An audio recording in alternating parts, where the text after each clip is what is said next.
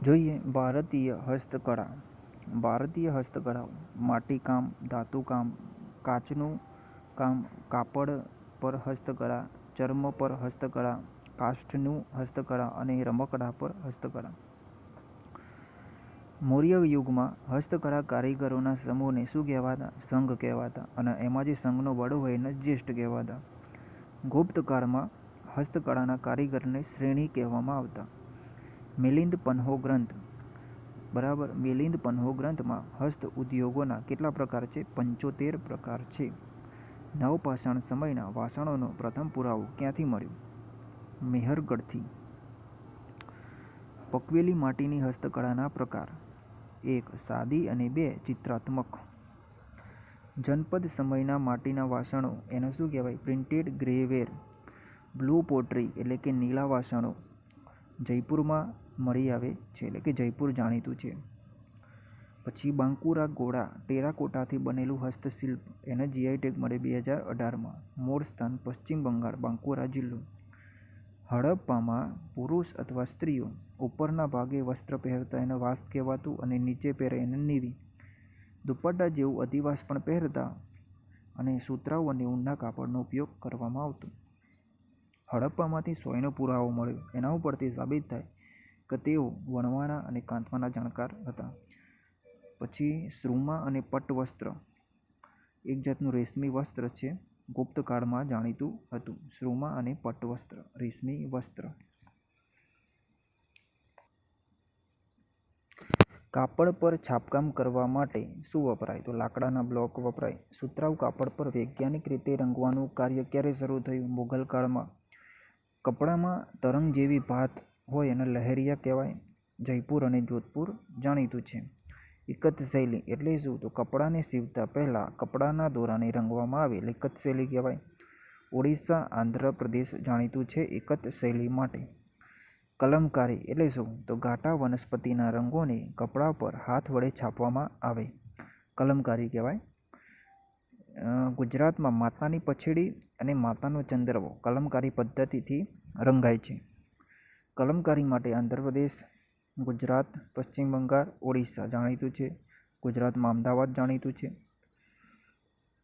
Batik કલા કપડાના ટુકડાને મીણના કોટથી ઢાંકીને રંગવામાં આવે બાટિક કલા કહેવાય. ચંદેરી સાડી મધ્યપ્રદેશ. પોચમપલ્લી સાડી તેલંગાણા, જે એર ઇન્ડિયામાં મહિલા કર્મચારી પહેરે છે એ પોચમપલ્લી સાડી છે. કલમકારી સાડી આંધ્રપ્રદેશમાં જાણીતી છે. કાંજીવરમ સાડી તમિલનાડુમાં. બાંધણી અને પટોળા ગુજરાત. નવવારી અને પેઠણી મહારાષ્ટ્ર. ઇલકલ સાડી કર્ણાટક. ડાબુ સાડી રાજસ્થાન. જમદાની અને તાંત સાડી પશ્ચિમ બંગાળ. મોગા સિલ્ક સાડી આસામ. ચંદેરી સાડી એમપી.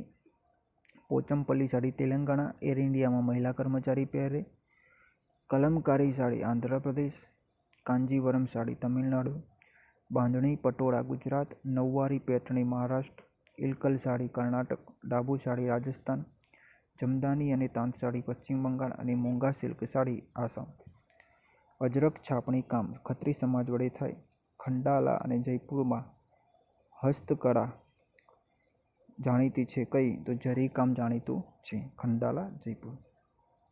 કાંથા શું છે? તો કાપડના જૂના ટુકડાઓને એક સાથે સિલાઈ કરી કરવામાં આવતું ભરતકામ. પશ્ચિમ બંગાળ અને ઓરિસ્સામાં જાણીતું છે. કાંતણ એટલે રૂની પૂણીમાંથી તાંતણા ખેંચી વળ ચડાવી જાડો દોરો તૈયાર કરવાની કળા. કાશ્મીરના ચાંગપા લોકો બકરીના વાળમાંથી પશ્મિના ઊન બનાવે, જેમાંથી પશ્મિના શાલ બને. કશીદાકારી ભરતકામ જમ્મુ કાશ્મીર. આરી ભરતકામ જમ્મુ કાશ્મીર ગુજરાત. કશીદાકારી ભરતકામ ક્યાં જાણીતું છે? તો જમ્મુ કાશ્મીર. આરી ભરતકામ જમ્મુ કાશ્મીર અને ગુજરાત બંનેમાં જાણીતું છે. સુજની ભરત છે અને જમ્મુ કાશ્મીરમાં કયા નામે ઓળખાય છે? તો દોરુખા. ફલકારી ભરતકામ તો પંજાબ, દિલ્હી અને હરિયાણા. ફલકારી ભરતકામ પંજાબ, દિલ્હી, હરિયાણા. જરદોશી ભરતકામ ઉત્તર પ્રદેશ. ચિકનકારી ભરતકામ ઉત્તર પ્રદેશ. ખટવા એમ્પિક વર્ક ભરતકામ બિહાર. ખટવા એમ્પિક વર્ક ભરતકામ બિહાર. ઘારા ભરતકામ ગુજરાત. બરાબર ગુજરાત. તેલિયા રૂમાલ ભરતકામ આંધ્રપ્રદેશ, લંબાની ભરતકામ કર્ણાટક અને તોડા ભરતકામ તમિલનાડુ.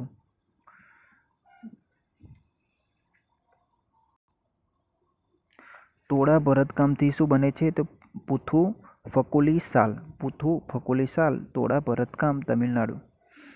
તામ્ર પાષાણિક સંસ્કૃતિ એને શું કહેવાય છે? તો ફેલ્કોલિથિક સંસ્કૃતિ, તાંબુ અને પથ્થરનો પ્રયોગ. હડપ્પીય લોકો કૃષિ ઓજારો શેમાંથી બનાવતા? તો તાંબામાંથી. અનુવૈદિક સમયમાં લોખંડને શું કહેવાતું? શ્યામ અયસ અથવા કૃષ્ણ અયસ. સમરાંગણ સૂત્રધાર ગ્રંથ કોણે રચ્યો? તો ભોજદેવે, જેમાં જુદા જુદા યંત્રો બનાવવાની રીતનું વર્ણન છે. પીરોજ સિંહાસનનો ઉલ્લેખ બહમની સામ્રાજ્ય. પીરોજ સિંહાસન શું છે? તો પર્શિયન રાજાઓની શાહી બેઠકનું આસન. મીનાકારી માટે જયપુર જાણીતું છે. ગુલાબી મીનાકારી લખનઉ જાણીતું છે. હથિયારો પર સોનાના તાર માટે ઉદયપુર જાણીતું છે. ભારતની પિત્તળ નગરી મુરાદાબાદ, ઉત્તર પ્રદેશ. હડપ્પીય સભ્યતા એમાં તાંબુ ક્યાંથી મળતું? તો ખેતડી, રાજસ્થાન. હડપ્પીય સભ્યતા સોનું ક્યાંથી મળતું? કર્ણાટક. અને હડપ્પીય સભ્યતામાં ચાંદી ક્યાંથી મળતું? તો મેસોપોટેમિયા, ઈરાક. સ્વામી મલાઈ કાંસ્ય પ્રતીક ધાતુકલા ક્યાં જાણીતી છે? તો તમિલનાડુ. બિદરી ક્રાફ્ટ કલા કર્ણાટક. મુલ્લા કન્નડી કલા કેરળ. બિદરી ક્રાફ્ટ કલા કર્ણાટક, મુલ્લા કન્નડી કલા કેરળ. પહલદાર લેમ્પ કલા જયપુર. હડપ્પા કાળમાં શિલ્પ બનાવવા કયા પથ્થરનો ઉપયોગ થતો? તો ગોમેદ અને કાર્નેલિયમ. ઋગ્વેદ કાળમાં સોનું શું કહેવાતું? તો હિરણ્ય. લોખંડ શ્યામ અને કાંસ્ય અને તાંબાને આયય. વિજયનગર સામ્રાજ્યમાં પુરુષો કાનમાં પહેરતા બરાબર એને શું કહેવાતું? કટુકન. અને સ્ત્રીઓ નીલમ માણિક. ફિલિગ્રી એટલે શું? તો ચાંદીના આભૂષણો માટેની ટેકનોલોજી. ઓડિશા કટક પ્રખ્યાત. કરીમનગર ફિલિગ્રીને જીઆઈ ટેગ મળ્યો છે. ચાંદીમાંથી આભૂષણ બને એને ગુંચી કહેવાય. ઓરિસ્સામાં પગમાં પહેરવાના ચાંદીની પાયલને શું કહેવાય? પેનરી અથવા પૈજમ. બિદરી ધાતુકળાનો ઉદ્ભવ આંધ્રપ્રદેશમાં થયો. ચાંદીના આભૂષણો. શતપથ બ્રાહ્મણ ગ્રંથ, જેમાં કોચ અથવા કચ્છ જેવા શબ્દનો પ્રયોગ જોવા મળે છે. ભારતમાં કાચ ઉદ્યોગના પુરાવા ક્યાંથી મળે? મહારાષ્ટ્ર, કોલ્હાપુર, બ્રહ્મપુરથી. ચોરી કજોદાસ કાચની બંગડી. ચોરી કજોદાસ કાચની બંગડી ક્યાં જાણીતી છે? તો તેલંગાણા, હૈદરાબાદ. પંચકોરા કાચના રમકડા ક્યાંના જાણીતા છે? તો સહરાનપુર, ઉત્તર પ્રદેશ. સહરાનપુર, ઉત્તર પ્રદેશ. કાચ માટે ટિકોલી આર્ટ. બિહાર, પટના અને ઉત્તર પ્રદેશમાં વારાણસી. ટિકોલી આર્ટ એટલે શું? તો કાચના ચાંદલાઓની ચિત્રકળા. બિકાનેર, રાજસ્થાન.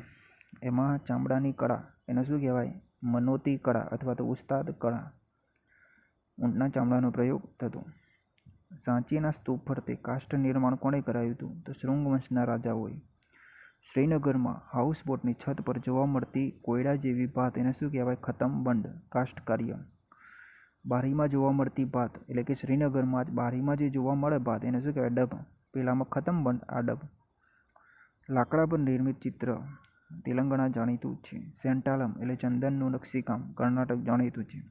વાંસની સીડીઓ એટલે ખુંડા પંજાબ જાણીતું છે. અને કાવડ તીર્થ રાજસ્થાન જાણીતું છે.